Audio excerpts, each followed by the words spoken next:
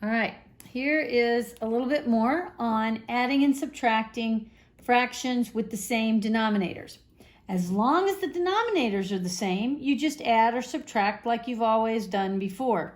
So in this case, I have 5 in the numerator over the number 6 minus 3 over the number 6. So that would be 5/6 minus 3/6 equals, well, the denominator always stays the same. So you just scoot that over and you just have 6 on the bottom of the answer.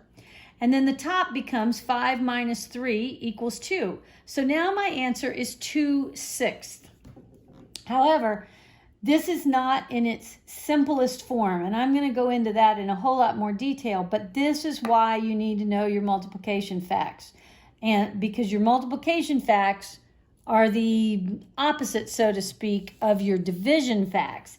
And you need to be able to look at this 2/6 and say that they both have one single number that will divide evenly into both of them. And so we need to do that so we can simplify this fraction. So I'm actually going to divide this 2/6 by the number 2 over 2. Now the reason I have to do 2 over 2 over 2 is the same thing. I'm saying I have 2 pieces out of something that was cut into 2 pieces. That's what that number is, this fraction.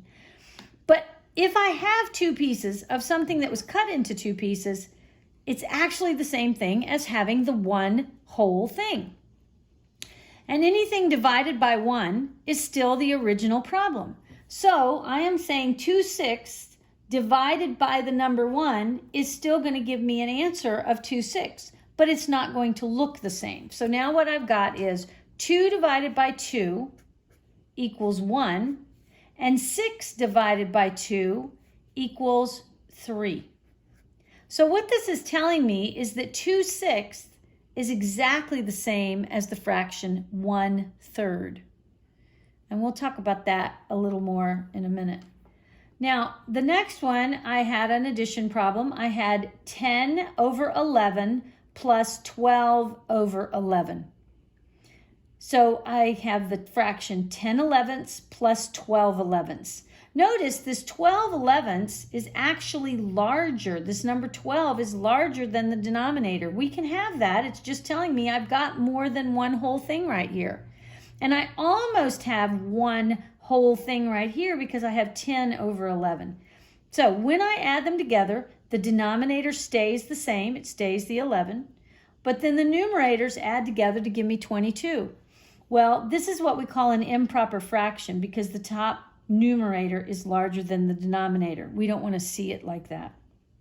So it is a division problem, and I need to do the division. What is 22 divided by 11? I'm asking how many times will 11 go into 22? It will go 2 whole times with nothing left over. So this is telling me I actually have 2 whole things. I do not have any fractional parts. So that's all there is to that. If I had had the number 23 in the numerator, 11 would have gone into 23, the same 2 whole times, but it would have had 1 piece out of 11 left over. So that is why we only got the whole number 2, just because it went in there exactly 2 whole times.